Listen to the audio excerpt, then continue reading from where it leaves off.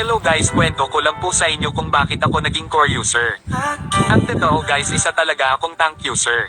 2019 may kaduo ako mage user siya, nakilala ko siya sa World Chat.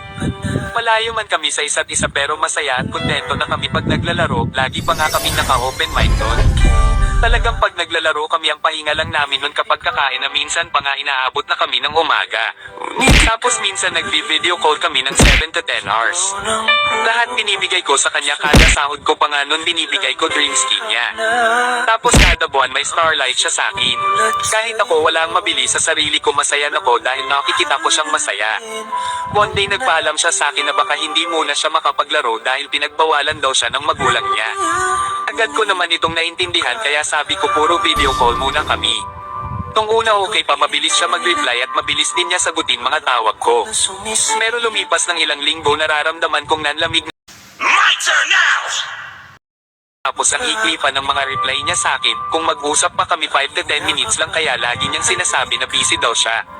Nung una iniintindi ko pa siya dahil naiisip ko baka may problema lang siya. One day nag-chat siya sa akin, may sasabihin daw siya, agad ko naman tinanong kung bakit. Agad akong nakaramdam ng kaba dahil alam kong makikipaghiwalay na siya sa akin.